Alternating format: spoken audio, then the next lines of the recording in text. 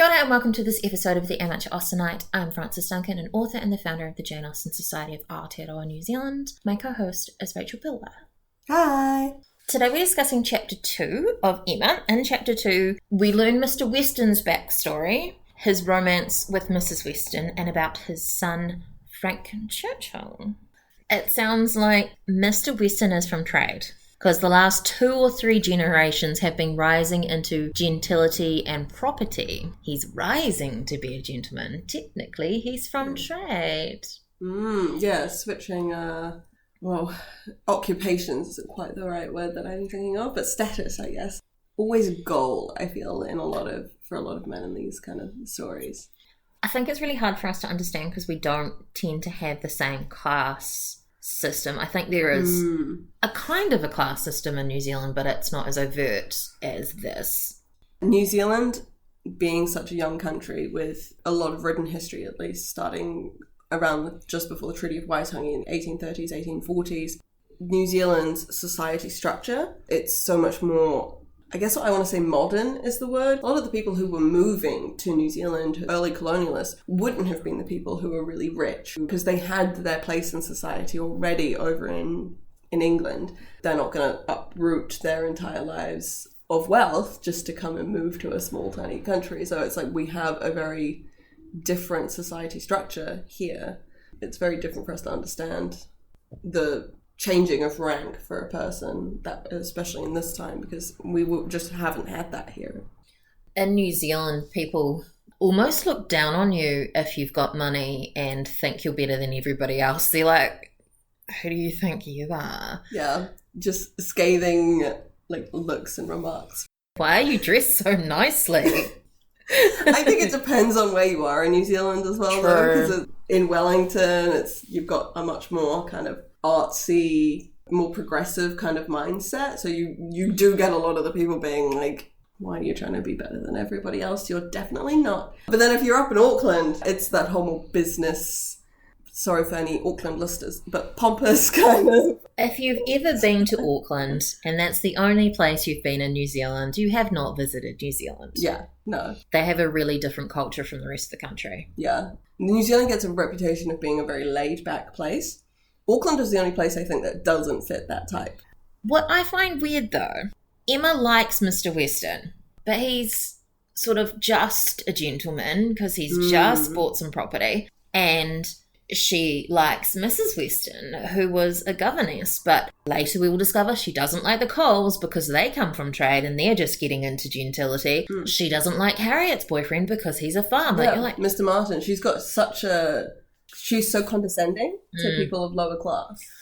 But not at the same time, because her best friends, if you're looking at Harriet and Mrs. Weston, are definitely below her, but she has such respect for them, such high regard. Yeah, well, at least for Mrs. Weston. But maybe that's part of why I don't want to say why she allows Mr. Weston into the circle, but maybe she tolerates him or likes him more because he will make Mrs. Weston happy. This is one of her dearest friends who, in her 30s has probably been long overlooked by people. She probably expected to never get married.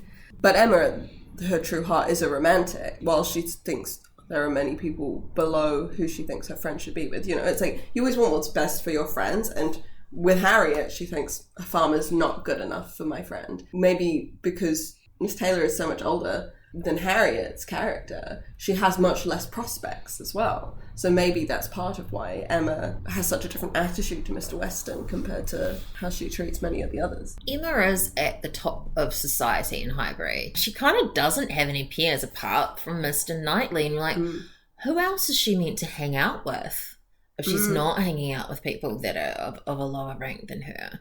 It's true. She doesn't have any other women of her own age to spend time with.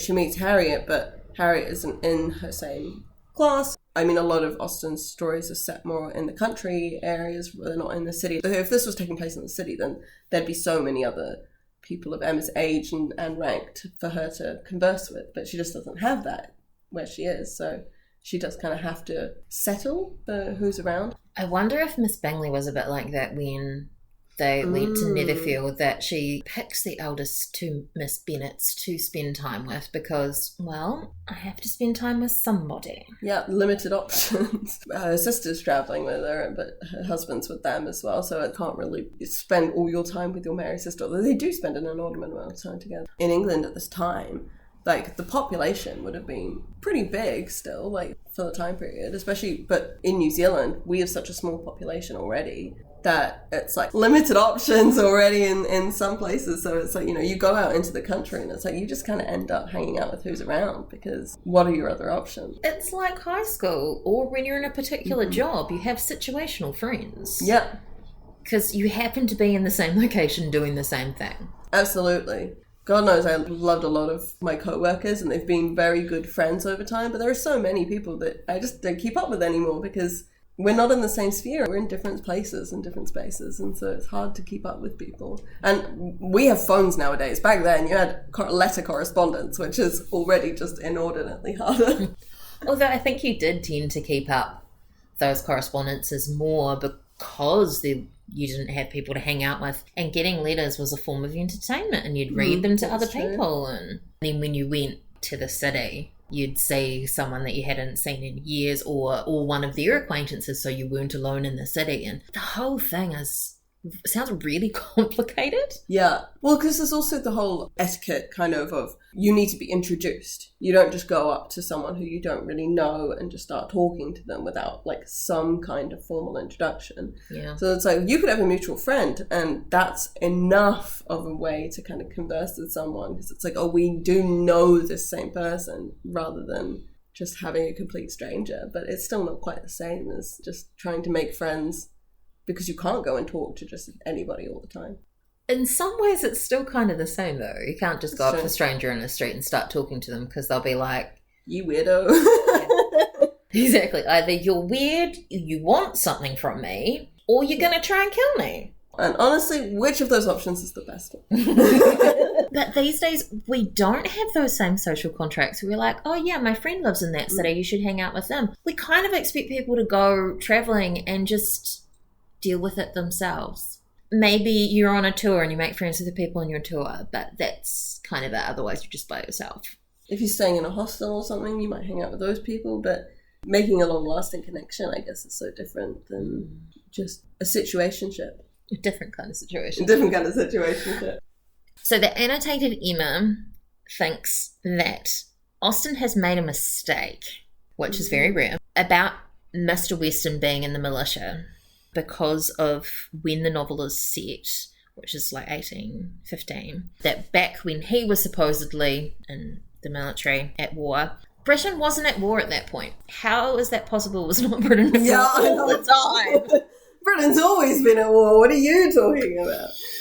Even if there wasn't an active war going on, they still would have had a militia. They still would have had a military. It just might not have been as active. But the use of the word embodied means that he was in full time in the army in the time of war. Yeah. So disembodied means reverting to a normal peacetime role at the end of war. I had no idea about this, so thank you for the person who put this in here. I did not know that either. Also being disembodied. Being disembodied, yeah, just like you've got no body, but... Also very close to disemboweled. So we're not at war, so you're going to be disemboweled? Yeah, that's how it goes. We're at war or you have no bowels. Yeah.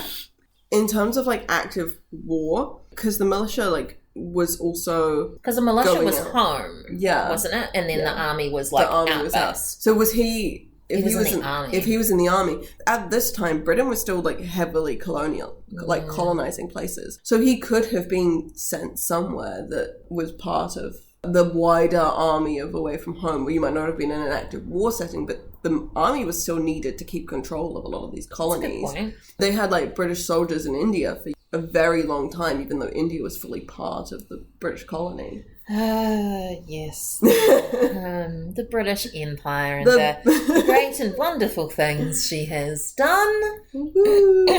Yeah. I mean, I was born in Britain. Best thing they ever did. Yay! After Jane Austen, of course. Of course. If he did have to be in active wartime, then maybe it could be a mistake if she's meaning that he was in an active wartime. If it had been India, for example, the whole thing about people going to India and making their fortunes by not doing nice things necessarily to the people who actually live in that country, and then coming back to England with all their riches. But it's made very clear that that's not what he did, because he then had to get a job after his wife died to try and make some money. Yeah, he didn't have a fortune of his own for a long time, not until he was able to secure one, and then he could marry Mrs. Weston. What kind of stipend did, like, army or military men get? What was the kind of money they were making? Because if you're a second son or something, or a third son, you weren't going to inherit, so you would go and join either the church or the military to make your fortune or make your way. But if you get disembodied, I nearly said disemboweled. If you get disembodied, if the military is no longer an option of work, which is what it's always kind of been, then now you have to get a new job. Because I think when you're not actively at war, you still get paid, but you don't get paid the full amount. Yeah. He's mentioned in the Navy, different because it's not the Army, that Mr. Price in Mansfield Park was invalided out at half pay. And the same with, in Persuasion, Captain Harville. Oh, yeah. Trying to live on half of what they used to get. The whole concept of how money and work functioned in those times is so different to how we do things now. Formal concept of capitalism wasn't quite the same back then. Feudalism. Yeah. And which is better, which is worse? Is there any good solution, really? That's the thing, regardless of what economic society you're living in, really, there's always going to be issues. Money in general causes problems. And not having money also causes problems. Yeah. Did they experience a cost of living crisis in Jane Austen's time? They would have, yeah, because they were at war with France. Of course. For such a long time. And they had to finance that. And then also, a lot of the men were off at war and then potentially dying at war. Well, they also would have just come out of the American Revolutionary War, a few decades before that. Britain always being at war. People always having a cost of living crisis. And then the difficulty for the women who couldn't find husbands. So their cost of living crisis is going to be so much worse because at a certain rank, they can't work.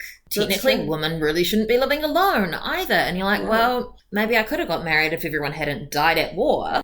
So Mr. Weston, when he is at some fictional war, meets Miss Churchill, who's very fancy and has some sort of money. We don't know exactly how much. But she falls in love with him and they get married. However, much as she loves him, she still wants to be Miss Churchill of Enscombe and basically runs him into the ground so that when she dies, he's got like a kid and no fucking money. Which then leads to Frank not being in his father's care because his wife literally kind of forced him not to have his own child, which is so sad to have to force to be separated. You just can't look after them. You just don't have the monetary means. How much more awful would her life have got if she'd lived? She was probably kept from the knowledge that they were running out of money. It's not like nowadays where you could have a dual income where someone else can go and help. It's like, no, if you don't have work and he can't find work, there's no there's no easy solution to like try and make anything else. And as awful as it sounds to us, people kind of farming their kids out to relatives was a thing. Farming sounds bad. In New Zealand, there's a concept called whāngai, which is being adopted by family members. And there are various reasons why that may happen, and it might be a financial thing. It might be somebody can't have children. It could be all sorts of things. In this case, Frank, Mr. Weston's son, is adopted by his aunt and uncle, even though they don't like his dad, and raised by them. And the crazy thing is, they're like, because they have no children of their own, how long have they been married that they don't have children, and how do they know that they're not going to have children? Because also the same thing happened in Jane Austen's family. Her brother Edward was adopted by the Knights, who were relations. He even went on their honeymoon with them. Sorry, I can't think of anything worse than going on a honeymoon either with your parents or your adoptive parents. That was even before. That was before they were before so that. On their honeymoon tour, they came to Steventon and saw the Austens. And they really liked Edward, and they're like, hey, does he want to come on a trip with us? And, okay, cool. Because this is a thing that people did. Like, consider Northanger Abbey that Catherine goes to Bath with her neighbours. Yeah. Pride and Prejudice, so many people take different trips with different family members, Apparently, like, the Austens, even they took a young relative on holiday with them when they got married. So, they came to Steventon, they love Edward, and then they kept having him to come and visit and stuff. And then at one point, they just adopt him. I think he's like 9 or 10 at the time.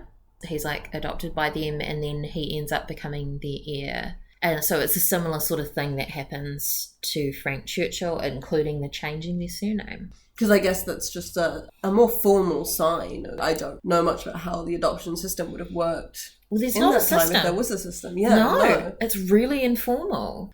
It's like a legal way to kind of make it be like, well, no, this is the heir. They have our surname, they're part of our family. A way of proof, I guess, to kind of show. Whereas like Fanny Price in Mansfield Park, it was really different. Yeah. She wasn't treated like a child. She was treated a little bit more like a servant. Yeah. It was never to have any expectations of money from the Bertrams. Yeah, she's treated abominably by them. She was the oldest of... How many siblings does she have? Like 10. 10 siblings, and it's like, well, it's taking the eldest out of that situation is both a blessing, but how they treated her is also a curse. And so it's like, spoiler warning for Emma, is that part of the reason that Frank can't marry Jane Fairfax is because his aunt won't allow it, because he has to wait until she dies. Like, this is the horrific thing that crops up in a lot of Regency era novels, that we're waiting for someone to die so we can get their money or do something that they wouldn't let us do. Like, that is horrific. Yeah.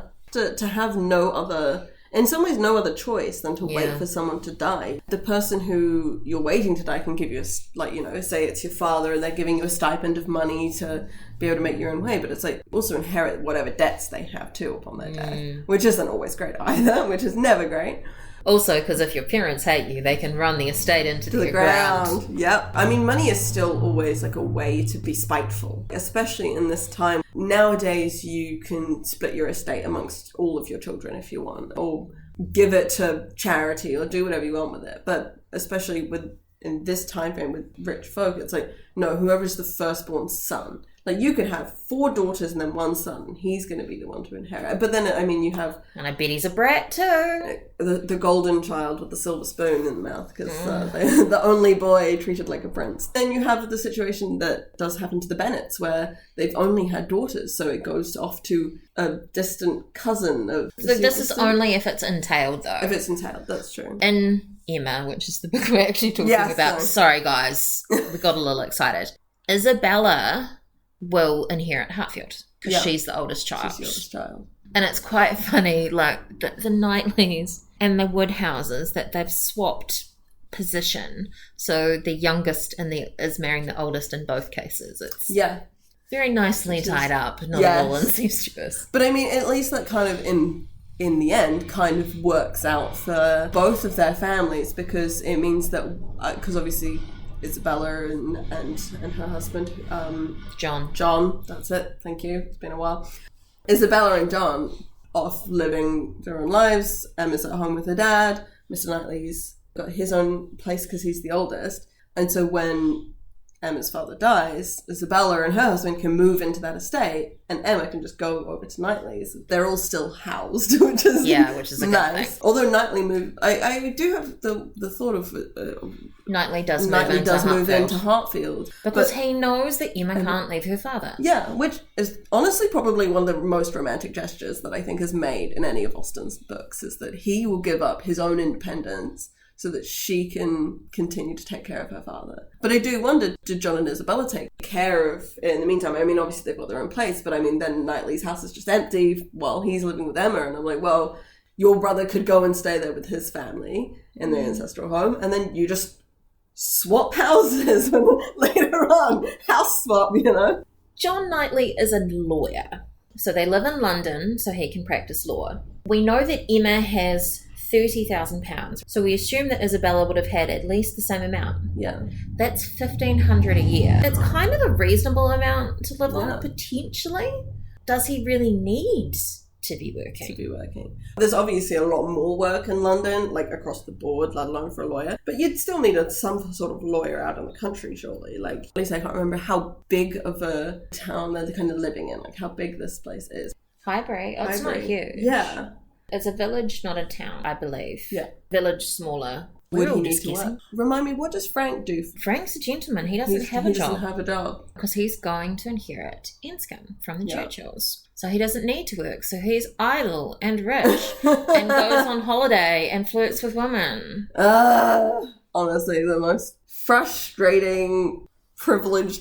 Privilege is the thing that comes up a lot in this novel for a lot of characters. It's true. Mr. Weston is described as friendly with a social disposition. It made me think of Sir John Middleton in Sense and Sensibility, because you could say similar sort of things, but they feel like really different characters. Yes, they love having people around them, but Sir John, it's necessary. But Mr. Weston's just like, oh, I love everybody. But also they both have this kind of blindness to interpersonal conflict. My brain comes back to what you said previously of gentle selfishness. They want to have people around them, but it's purely for their own gain of having company, which I think can be a gentle selfishness. Like, you want that for you. John Middleton is... I feel like they just have very different dispositions in a way. Both happy people, but Sir John had a higher rate. Like, he's not grounded. No. He always seemed a bit more ridiculous to me, is like kind of the term that I think of. Mr. Weston seems a bit more, like, very happy disposition, but more meek, more kind of mild and mild-mannered, whereas I feel like Sir John just is this kind of slightly larger, slightly, like, sillier personality. And could kind of, like, bulldoze people. Yeah, exactly, absolutely. It's just like... like the Dashwoods, you must be friends with the Steeles. Yeah, exactly. Like, your best friend. They're in different ranking, like, different positions, which causes a different, different dichotomy. Mr. Weston he can't exert power over the situation or a group because he is of a lesser rank than, say, the Woodhouses. But whereas Sir John, he's in a much better position socially than the Dashwoods, so he can be like, well, let's go do this. You must know these people and do this thing. Exerting that kind of, not sense of self, but like, this is what I think should happen, and just being able to, like, get people to acquiesce to it. Oh, that sounds like Emma. That's true. Emma really does do that. 100%. It's that kind of sense of power and control. Being able to gently bend people to your will, which Emma really enjoys doing. Gently bend people to your will. That's the polite way I'll put it.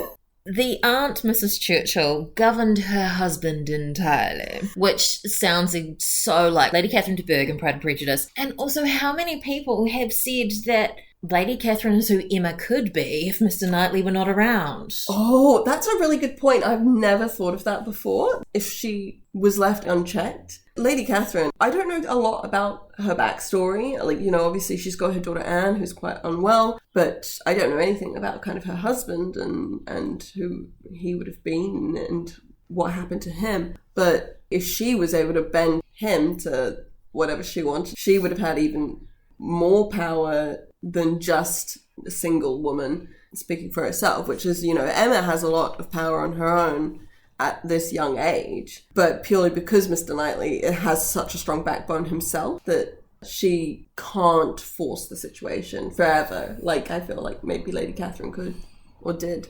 When Mrs. Elton bursts onto the scene, you can see that almost fight for power, because she's like, no, I'm a married woman, therefore I rank above you. You are no longer the queen of this society. And Emma's like, whatever. Ranks of society? There's so much nuance to it, where it's like a married woman is above a single woman. We've also then got the monetary rank as well. Emma is absolutely richer than Mrs. Elton. But the thing is, Mrs. Elton makes a pretty good match.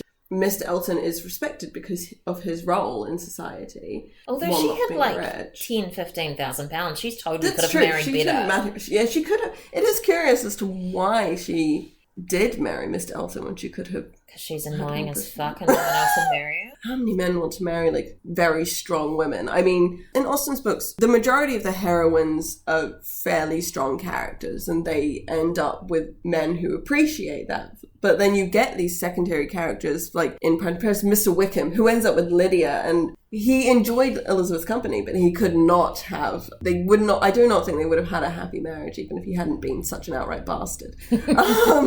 Part of the reason that Emma is probably so single is because she's terrifying to single men as well. Emma is such a powerful woman. She's so independent. She's had this life where she's in charge. Mr. Knightley's been there, seen her grow up like this. He's probably one of the few people who is comfortable enough to tell her when she's wrong and to stop her from doing stuff. But she's so outspoken of her own mind that in general society, she's a catch because of her rank. But actually, she'd also be very terrifying to a man to have such a strong wife. Mrs. Churchill is seen as this kind of overlord of the story, you know. She's there in the background, and her power is terrifying. Like, Frank has to bend to everything she does and everything she says. It's because she's such a strong woman that she does have this kind of almost scary awe to her. Governed her husband entirely. How many men really would want to acquiesce to that? Like, probably very few. And they would have to do the same to Emma in a lot of ways. I think that still stands true today, that men don't necessarily want to marry powerful women. Yeah. And you have, like, powerful, successful women being like, I can't find people to date because they're terrified of me, or bad for their masculinity or whatever, which is such a shame. The concept of the breadwinner role in a relationship, it's society's expectation that it's a man who is the provider. We say that it's so outdated. It was happening in Austen's time. It's still happening now, that it's sadly, I think, going to be a notion for a very long time, unfortunately, no matter how much we can try and change it. Side note into one of my other special interest topics. I'm so happy about Taylor Swift and Travis Kelce because, I mean, he's famous in his own country. Yeah. Sure. She's famous internationally, and most people had never even heard of him until he started dating her. Her cat is worth more money than he is. No, legitimately. Really? Yeah. Wow. Well, apparently her cat does TV ads and stuff. Oh, well, that makes sense. Yeah. Yeah. He is not at all threatened. He is like, no, look how amazing she is, and he's so supportive. That's what you want. You want a partner that's going to cheerlead you. Yeah. And, like, she also goes to his games and is like, yeah, he's doing the thing. Isn't it wild that a mutually supportive relationship could be so lovely? Like, these things exist? What? The concept? Who would have thought? Once a rare opportunity indeed. It's like seeing a pig fly. It's like, wow. Well, you've got to be a famous superstar and a really, what's the word? I don't know my sports terms. He's good at sports. There we go. He knows how to sports ball. He knows how to sports ball.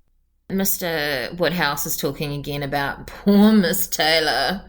Oh God. And he just, he's It's one of those things that he says that I think I find Mr. Woodhouse's character fairly enjoyable. He's ridiculous in that way that makes me laugh, you know. I'm just like, you roll your eyes, but it's not like you're so annoying. Until he says, poor Miss Taylor for me. And he says it so frequently. Great that she was employed, but you wanted her to be single forever? It's like, because there's always been this expectation that Emma would get married, you know. She's still young. What happens? And then what happens to her? She's already, like, in her 30s. What does she do after that if she's no longer needed as a governess or paid friend?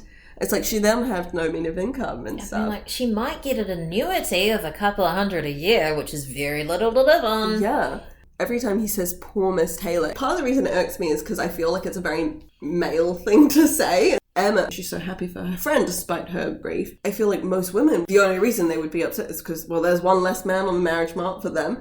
You should be happy for Miss Taylor because, you know, she's found a love match in a way, and unfortunately not all women got love matches or still get love matches, but in the eyes of society she's doing something right. She's getting married, which is what is expected. If she didn't get married to Mr. Weston, then I'd say, oh, poor Miss Taylor. Being a spinster it's hard to have an income, you need something to live off. Being single's awesome though. These days. If she was growing up all alone, then I'd say poor Miss Taylor. But I feel like Mr. Woodhouse just doesn't grasp, like he just doesn't understand the society he's living in. He doesn't understand the consequences for her if she wasn't married. He's almost stuck in this childlike state of being able to see anyone else's perspective.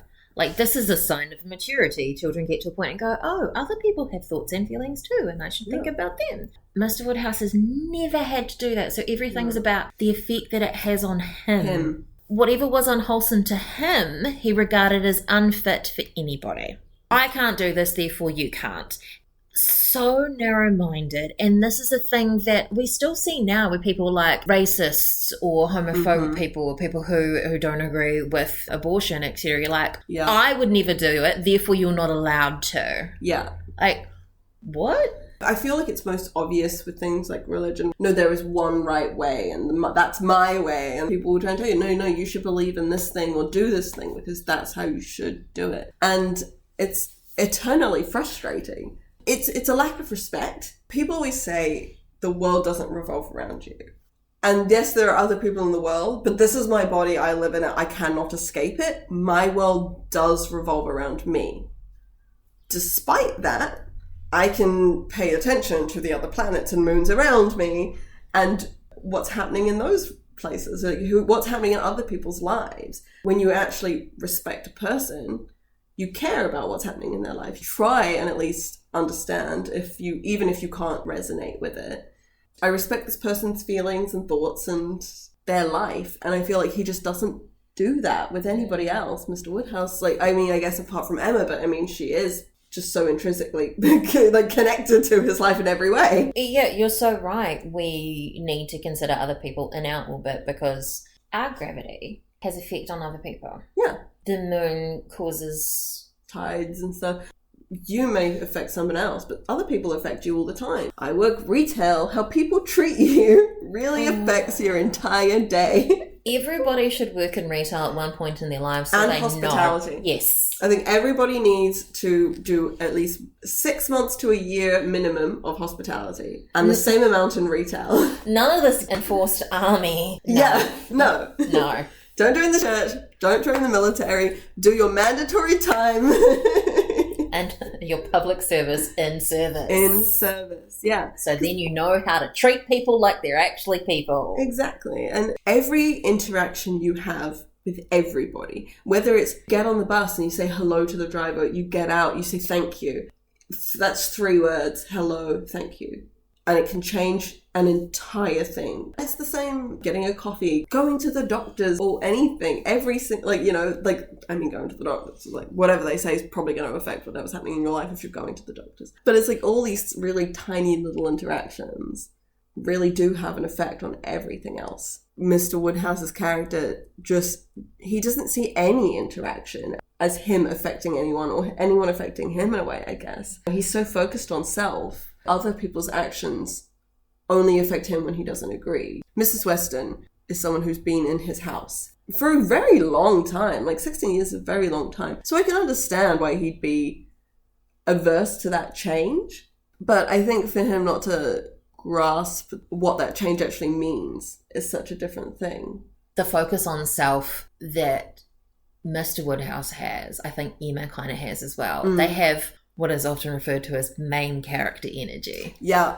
Oh, yeah. And it tends to be those people that can be a bit shit to other people in retail and stuff because those people are just bit players. Yeah. They're not the main character. It's not They don't care about the NPCs. No. No. You should always care about NPCs. Yeah. Sometimes they're the most interesting things to say. The quests they'll give you. In Jane Austen's works, you have your hero and your heroine, and they're the true main characters of the story. But I feel like Mr. Knightley doesn't have the same main character energy of ignoring people. He is very much a man who understands, learns, pays attention to what's happening in his life and other people's lives. He's very aware. He's so self-aware and aware of others. And that's, I think, part of why he treats Emma the way that he does and just tries to dissuade her is because actually he knows Emma has main character energy and doesn't see what's exactly happening around her. He knows that she just sees what she wants to see. The great thing is that when she does see stuff, she struggles, we're going so far ahead of ourselves here. With Mr. Martin, she struggles. She's like, no, but I'm right. I feel kind of bad, but I'm totally right. But when she does actually realise that she's wrong. She tries to make amends and she tries to be better. Yeah. She learns, and that's something that is really commendable about Emma. People have flaws, but I think the biggest flaw is not learning from your errors. That's why a lot of characters are kind of, in Austen's books, the detestable ones are ones who don't learn from how they've treated people badly or a situation that's happened. How she's written her main characters, they all have that quality of learning. I think that's partially why they're classics in a way, is the main characters are all enjoyable because despite their flaws, they have character growth. Ideally, that's what should happen in a novel, more than the storyline, that it should be about the character's journey and the character's growth, and you don't need to leave your home to do those things. Yeah. Whereas you look at other books are quite plot driven. This has to happen, then this has to happen, then this has to happen. And when you consider this entire book is set in one little village. The cast of characters grows with people coming to the village. You don't have to go anywhere or do anything. Books or movies, things that are action-packed, they're so plot-driven. The thing needs to happen.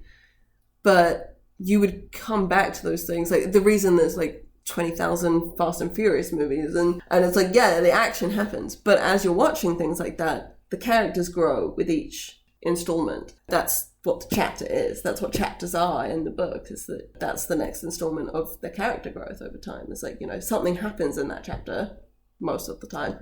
But then the next chapter, and you're like, okay, well, I can see how they've grown from the previous one. I mean, I have to take your word on the Fast and Furious. I'm not going to lie to you, I've only seen like the first 3 or 4, but there's, I think, 10 of them now. It's too many. Isn't Jason Momoa in one of them? He was in the last one, I think. Yeah, I'd watch that one. They went to space, I think. Oh my god, no. I mean, even when they did Forrest Gump, they didn't put in the bit about him going to space. No. So Austen rounds out chapter 2 with more gossip, because this whole book is so much about gossip. And it's a joke too. Mr. Woodhouse is really concerned about everybody eating cake, because cake is bad for you. I mean, let's be fair, cake at this time was probably fruit cake, which is terrible. Fight me on it. Fruit doesn't belong in cakes. But there was a strange rumour in Highbury of all the little Perrys, i.e. Mr. Woodhouse's best friend and apothecary, Mr. Perry, all his kids, being seen with a slice of Mrs. Weston's wedding cake in their hands. But Mr. Woodhouse would never believe it. It's so good! I feel like it's the perfect summary of his character. His belief being put on his best friend and his expectation that his best friend would never break it. Just like, I think that's so funny. But the fact that that is considered rumour and gossip as well. Because saw the kids with wedding cake in their hands. Did you hear about this? Tell the town. Tell the criers. They had cake. Children should never have cake. Children should never have cake. They'll be bouncing off the walls. Only adults should have cake. Yeah. The privilege of being an adult. Cake for breakfast. And that is our discussion of Chapter 2 of Jane Austen's Emma. I'm Frances Duncan. This has been Rachel Pilwar. Thank you for listening, and we wish you happy reading. Don't keep it in, because my mother wants to listen to this.